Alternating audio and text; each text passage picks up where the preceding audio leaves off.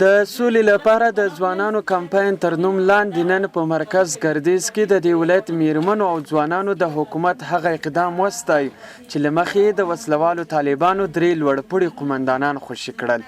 دوی وایي افغان حکومت په دې سره نړیوالو ته څرګنده کړه چې د سولې برخه کې رښتینی دی او د روانې جګړې پای ته رسیدل غواړي.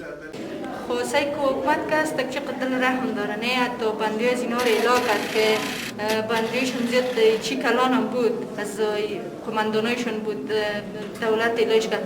طالبان باید هم فکر داشته باشن که در بین حکومت هم بیگناست مردم عام هم بیگناست. ما جوان هستیم زیادتر زیان و ضرر که از به می خانما و ما جوان ها میرسه. دولت ما که از یک دولت مهربان است که تمام زمینه صلح و گروه مخالف یعنی طالبان مساعد ساخته. از اونا خواهش داریم تا همراهی از این دولت ما همکاری که تا صلح بیاین. دوی د سولې برخه کې د ځوانانو رول مهم وباله او ویل که ونډه ورکړل شي نو د جګړې ښکېلې غاړې به د سولې خبرو میز ته کېنوي.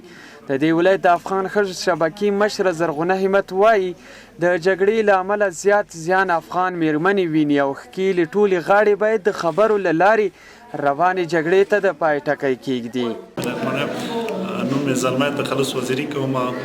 طالبان ورونو مې دغه خواست دی چې دولت ورته هر څه امکانات د سولې په باره کې آماده کړي دي، بندیان ورته خوشي کړي دي او خبرو ته همیشه ورته لبیک ویلي دي.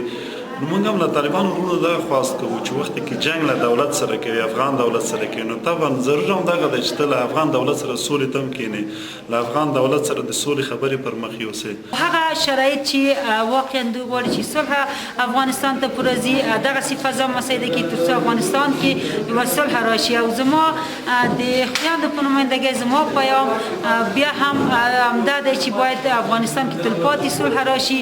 شاوخوا 3 اونۍ وړاندې افغان حکومت د 2 امریکایي استادانو په بدل کې د طالبانو د 3 مهمو غړو د خوشي کولو اعلان وکړ، خو د ځینو شرطونو پر سره دغه تبادله د 2 ورځو لپاره ځنډېدلې وه چې 2 ورځې وړاندې دواړه لوري وروستۍ نتیجې ته ورسېدل او د امریکایي استادانو سره یو ځای 2 افغان سرتیري هم د طالبانو له لوري آزاد شول.